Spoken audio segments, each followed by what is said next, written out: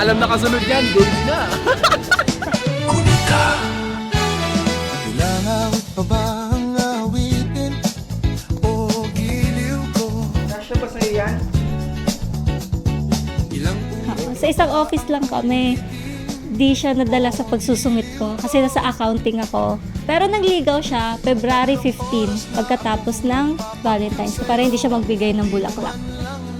Pasalamat siya sa dalawang ka-dorm ko. Kung hindi ako nagtampo, hindi ako papayag na makipag-date sa kanya. ilang isaw pa ba ang kakainin? Feeling ko iiyak kasi tignan mo siya, ano siya poker face lang siya Yung hindi nagsasalita, pero emotional din siya na tao. O giliw ko? Nag-lockdown, nawala ng pasok sa office, mga halos 2 months. Tapos nung pinabalik, swerte naman, parehas din kami napili, nakasama dun sa mga babalik. So naka-stay in kami sa office. Tapos yun, dun nag-continue yung namin, ligawan, tapos hanggang sinagot niya ako. Tapos yun, the rest, history na. At asahang iibig. I hope you have a happy marriage life and you continue supporting each other through your highs and lows. Huwag ka sanang magtanong at magduda. Hindi ko masabi kasi kapag parang minahal mo isang tao, wala namang dahilan talaga Kumbaga, kusa yun kusa Kumbaga parang kung tadhana talaga, tadhana. Ligaya. Dapat ang pagmamahal na nasa puso natin ay ang pagmamahal mismo ni Kristo. Pagmamahal ay pinakita niya kung paano tayong minahal na walang katapusan, walang hangganan, walang sukatan. Be strong like bird. Kung nabalak ka, isipin nyo lang ang future nyo. At asahang iibigin ka sa tanghali. Nandiyan pa ang papa namin. Si Laika talaga ang pinaka-paborito na anak. Binibigay namin sa iyo, sana alagaan mo siya kung paano siya inalagaan ni Papa. Huwag mong kalimutan na piliin siya araw-araw sa salita, sa gawa at sa puso. Hangad ko ang isang buhay na puno ng pagmamahalan, tawanan at walang hanggang suporta sa isa't isa. To forever. At tumaga.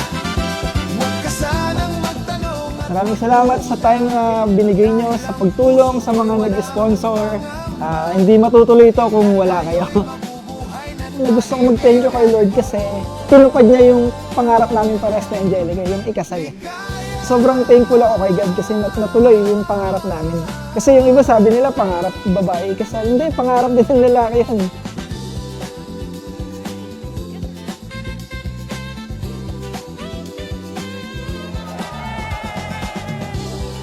Dumating ka sa buhay ko nang hindi ako buo, takot at sugatan ng mga pagmamahal na hindi nagtatagal. Minahal mo ako nang walang tanong kung bakit ako wasak at takot. At binigyan mo ako ng pag-asa at pinaramdam na ang isang katulad ko ay kaya ding piliin at mahalin. Siguro kaya kinuha sila ni Lord ng para mas mapanood nila yung wedding namin ng maayos kasi yung hirap sila, hindi sila maka-attend. Yun na lang yung iniisip namin. Sabi ko nga sa sarili ko, siguro kaya ganun. Para at least, mas maganda yung pwesto nila, mas makikita nila lahat. Kung nandito man si Papa, masaya yun. Pinaglaban naman niya kung kaya niyang umabot hanggang dito. Alam ko masaya si Papa. nakinig. Tadhana ng bumulong sa akin. Congrats nga pala sa'yo kasi sa dinami-rami ng tao sa mundo, ako ang naging asawa mo. Napakaswerte mo talaga sa akin. Ipaglalaban ko. Tanong mo ako. Matagal akong nag-asam na higit sa pagmamahal. Pero ngayon, alam ko na sa lahat ng sakit na pinagdaanan, ikaw ang sagot. Hinanda ako para sa'yo, para sa ating dalawa. Lahat ng ayaw ng misis mo, yun ang gagawin mo. Para magtagal kayo. Pag ayaw niya maglaba, ikaw maglaba. Pag ayaw niya magluto, ikaw magluluto. Yan ang sekreto sa mahabang pagsasama. Pasensya sa buhay may asawa. Palagi lang magdasal para yung pagsasama natin maging matibay. Masalamat sa lahat ng pagluto mo ng ulam. Kahit minsan yung sinigang mo nagiging parang tinola. Salamat sa sakripisyo, sa lahat ng binigay mo sa amin, sa lahat ng ginawa mo para makarating kami kung nasan kami ngayon. So yun pa, salamat. Mahal din kita.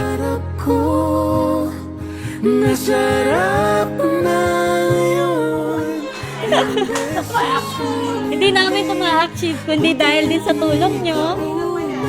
So, maraming salamat sa lahat ng sakripisyo.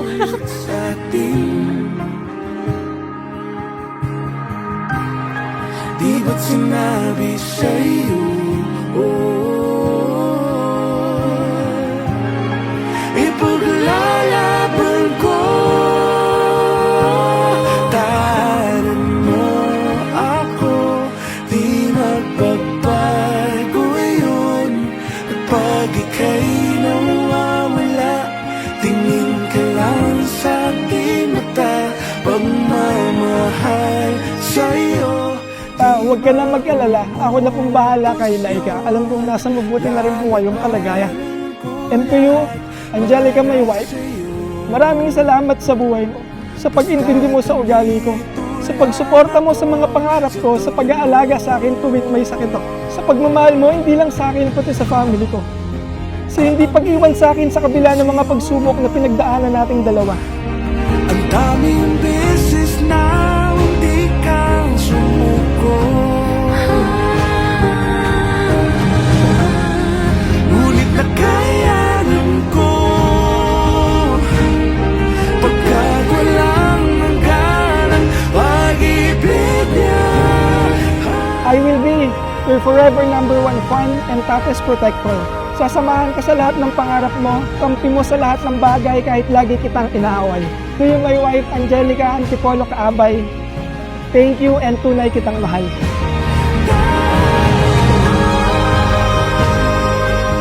Sinamahan at dinamayan mo ko sa pinakamasakit na nangyari sa buhay ko nang mawala si Papa. Simula sa araw na to, hindi ako nangangakong ako'y magiging perpekto, pero pinapangako kong magiging tapat at mamahalin ka ng buo. Ikaw ang mamahalin at pipiliin ko sa araw-araw. Hanggat sa dulo ng ating pagmamahal, hanggat sa kunin tayo